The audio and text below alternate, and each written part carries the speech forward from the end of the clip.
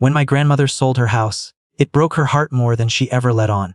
That little white cottage with the creaky porch swing wasn't just wood and nails. It was the place where she had raised her children, baked pies every Sunday, and planted roses that still bloomed long after Grandpa passed.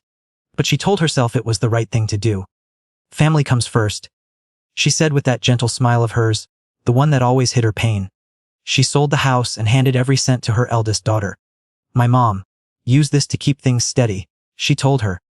I'll move in with you. We'll help each other. You'll never have to worry about bills again, and I'll never have to feel alone.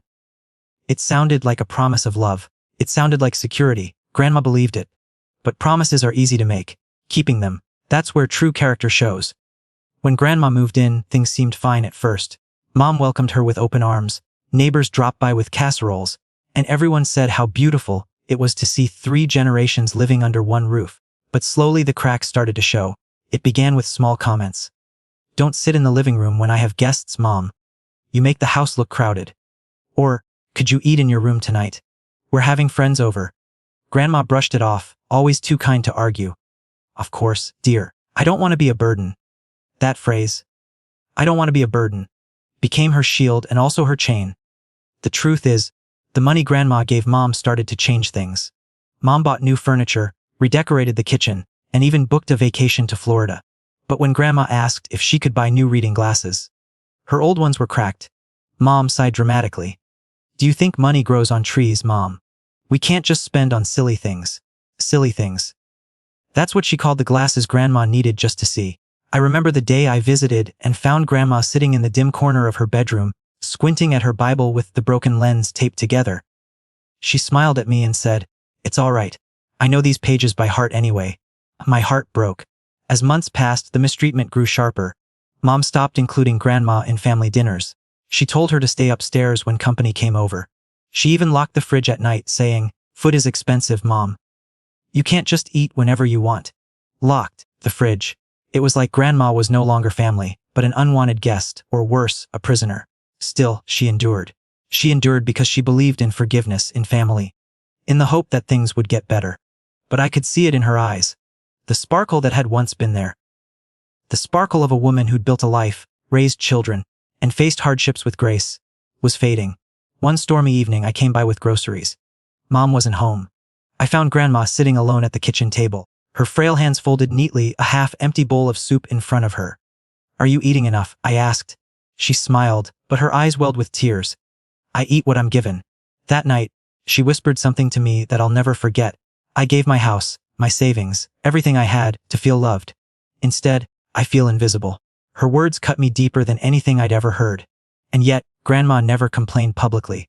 When neighbors asked how she was, she smiled and said, "I'm blessed." When church friends visited, she put on her best dress and acted cheerful.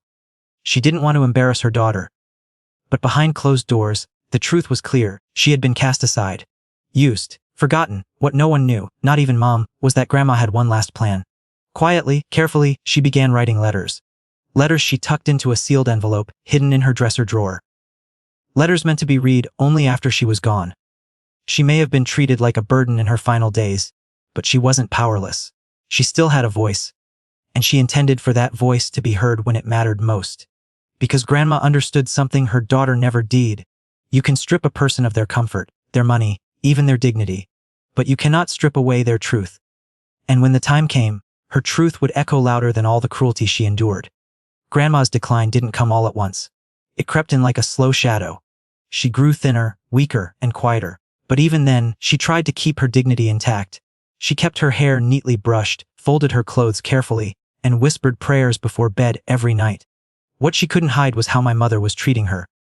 It wasn't just about food anymore, or asking her to stay in her room. The control grew harsher, sharper, colder. Mom began speaking to her less like a parent and more like a nuisance she had been forced to tolerate. "Don't use the hot water so long, Mom. You're running up the bill. Don't sit in the recliner. You'll wear it out. Don't touch the thermostat, it costs money." Every request, every tiny thing, turned into a scolding. And every time, Grandma would lower her head and whisper, "I'm sorry." One evening, I visited after work and found the door to the basement closed tight. It wasn't locked, but there was a chair wedged under the knob. From behind it, I heard a faint cough. Grandma, I called. Her voice came back small and hoarse. I'm down here. I pulled the chair away and opened the door. The sight made my stomach twist. Grandma was sitting on a cot in the damp basement, wrapped in a thin blanket. A single bulb buzzed overhead. Why are you down here? I asked, horrified. She looked away. Your mother said the upstairs was too crowded. This is just for a little while. But it wasn't just for a little while. From that night on, the basement became her prison. When I confronted Mom, her face hardened. You don't understand, she snapped. She's messy, she snores, she makes the house smell old. The kids complain. It's better this way. She still has a roof over her head, doesn't she? She gave you everything? I shouted. Her house, her savings, her trust. And this is how you repay her. Mom folded her arms, unmoved. She wanted to move in. Nobody forced her. And don't forget, she's lived longer than most people get to. She should be grateful. Grateful. As though being locked away like clutter in a basement was something to thank her for. Weeks passed. Every time I visited, Grandma looked weaker. Her cough grew worse. Her hands trembled as she tried to hold her teacup. Still, she smiled when she saw me. She always smiled, as if she didn't want me to carry her pain. One night, I brought her a slice of pie, her favorite, apple cinnamon. She held it in her lap, her eyes shining. You didn't have to do this, she whispered. Yes, I did, I said. You deserve better. She took a small bite and sighed, a tear slipping down her cheek. You know, I always told myself that love was enough, that if I gave my children everything, they would love me back. But maybe love isn't always enough. Her words stayed with me long after I left. As her health declined, Mom grew impatient. She complained about the cost of medication, about the doctor's visits, about the time Grandma took away from her own life. She's draining me, Mom said bitterly one afternoon. She's taking all my energy. Sometimes I think selling that house was the worst mistake she ever made. I didn't ask her to give me the money. She just did it. And now she acts like I owe her something. I was stunned. She doesn't act as if you owe her. She just wants love. She just wants respect. But Mom shook her head. Respect is earned. And she doesn't deserve it anymore. Hearing those words from her own daughter, the child she had carried, fed, and clothed, nearly broke me. One stormy night, when thunder shook the windows and rain hammered the roof, I went to check on Grandma. I found her shivering in the basement, water dripping from a small leak above. Her blanket was soaked. Why didn't you call me? I cried, rushing to her side. She looked up at me with tired eyes. I didn't want to cause trouble. I wrapped her in my coat, held her close, and whispered, You're not trouble. You never were. That night, as she drifted to sleep in my arms, she whispered one last thing. One day, the truth will come out. Not long after, Grandma passed away. She slipped quietly in her sleep, with no one but me by her side. Mom didn't even come downstairs until morning. When she did, she sighed heavily as though a chore had been completed. Well, she said, at least we don't have to worry about the bills anymore. I stared at her in disbelief. She was your mother. She was old. Mom said coldly. And now she's gone. Life goes on. Her words froze me. For a long moment, I couldn't breathe. But then I remembered Grandma's whisper, the letters she had hidden away, the secret she had promised would come to light. Mom thought she had won. She thought she had buried the evidence of her cruelty, along with the woman who had given her everything. But what she didn't know was that Grandma had left behind more than memories. She had left behind her truth. And at the will reading, that truth would rise like thunder and crush her pride once and for all. The day of the will reading arrived with a kind of heavy silence that seemed to hang over everything. The sky outside was gray, as if the heavens themselves were holding their breath. Mom dressed sharply in a navy blazer and pearls, her expression smug, confident, already convinced she was about to inherit whatever scraps remained. I couldn't look at her without remembering that damp basement, the dripping ceiling, the way Grandma whispered. I didn't want to cause trouble. Those words burned in my mind as we walked into the lawyer's office.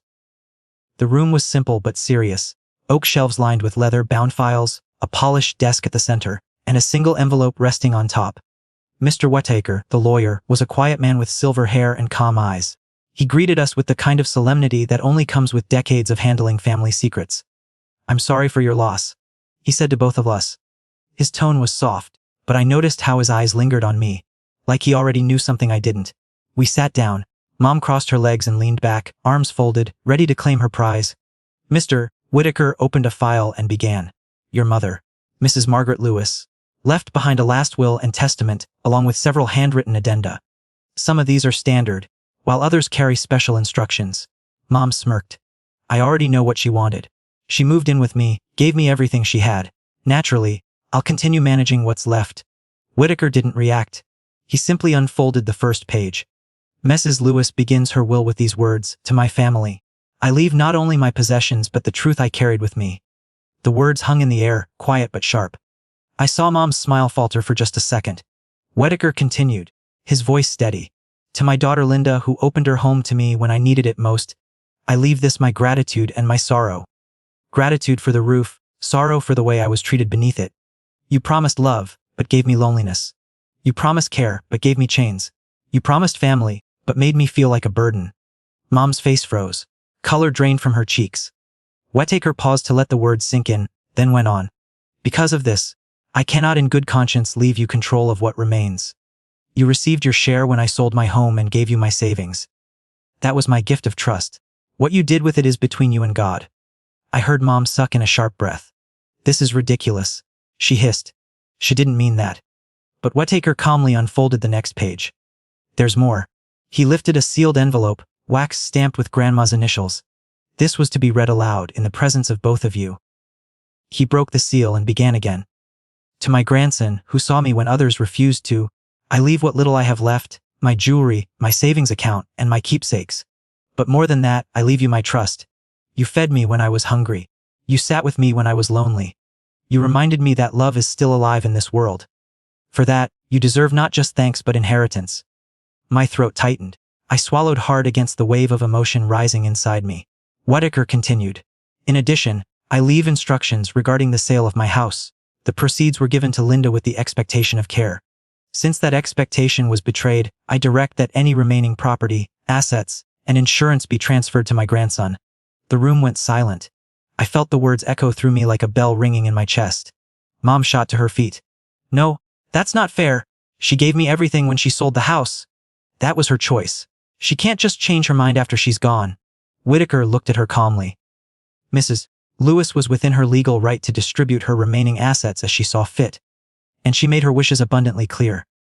But there was still one envelope left. A smaller one, marked in Grandma's shaky handwriting, to be read only if there is dispute."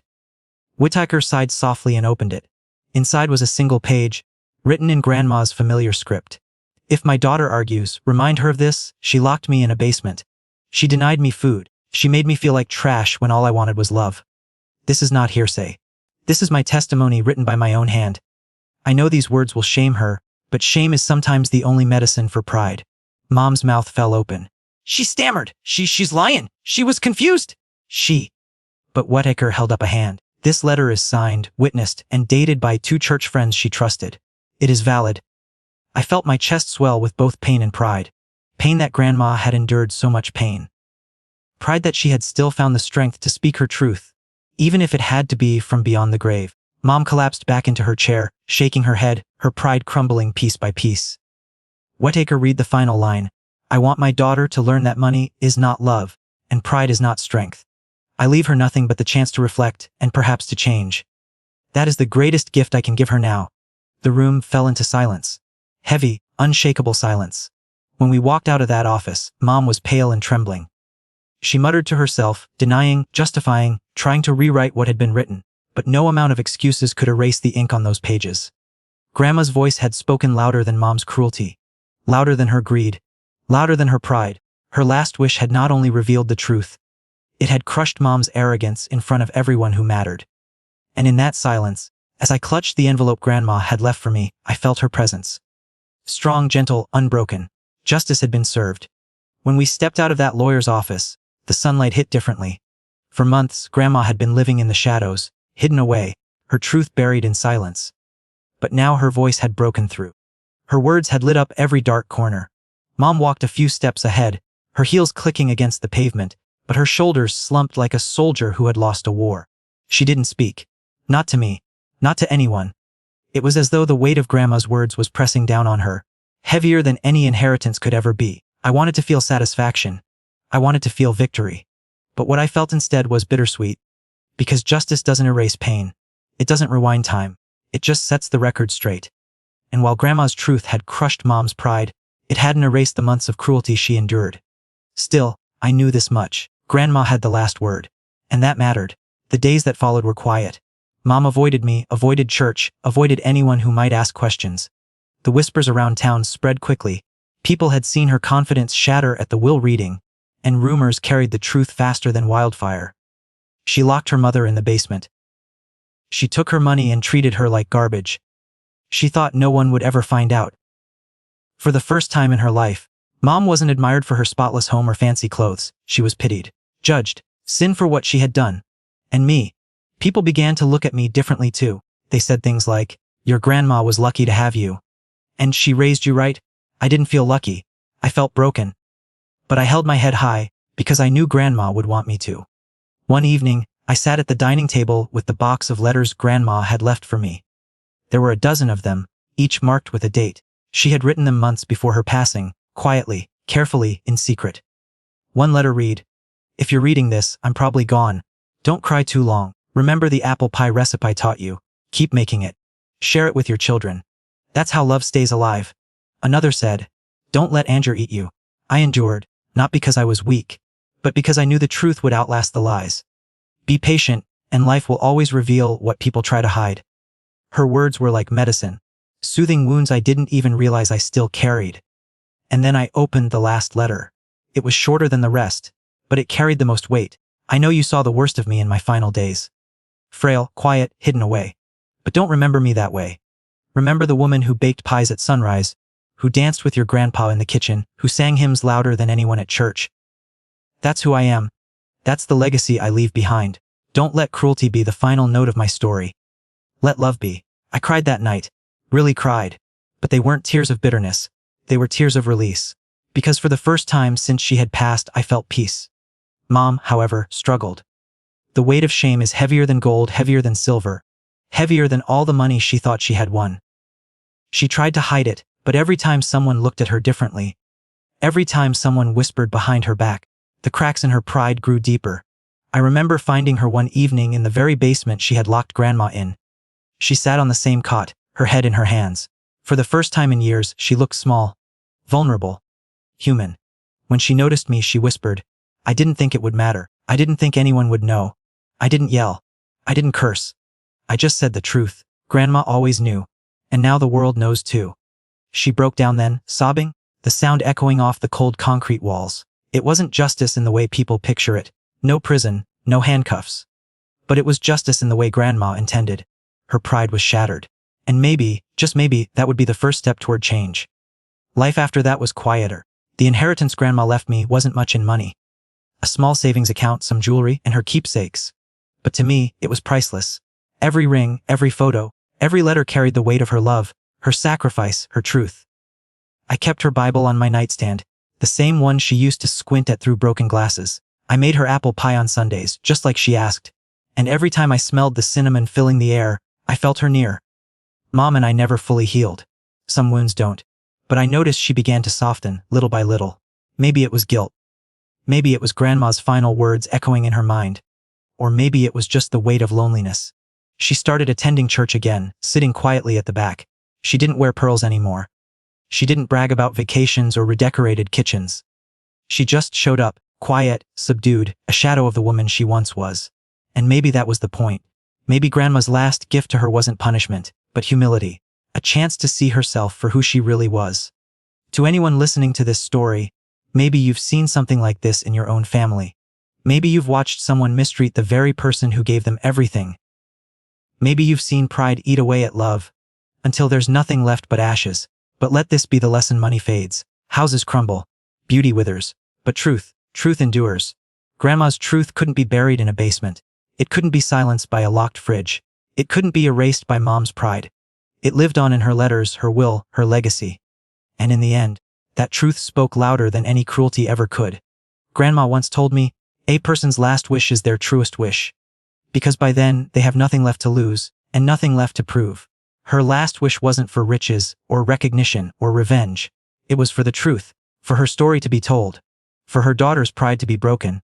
Not to destroy her, but to give her a chance to change. That's the kind of strength most people never understand. That's the kind of love most people never reach. So, if you take anything from this story, let it be this: never let greed blind you to love. Never let pride silence compassion. Because one day, your last wish will be written too. And when it's read, what will it say about you? Will it say you loved well? Gave selflessly? Stood by your family even when it was hard? Or will it reveal the truth you tried to bury? The choice is yours. Grandma's last wish crushed Mom's pride, yes. But more importantly, it lifted me. It reminded me, and now hopefully you, that love outlasts cruelty. Truth outshines lies. And legacies are built not on what you take, but on what you give. Thank you for listening. And remember, in the end, it's not money that defines us. It's the way we treat the people who trusted us most.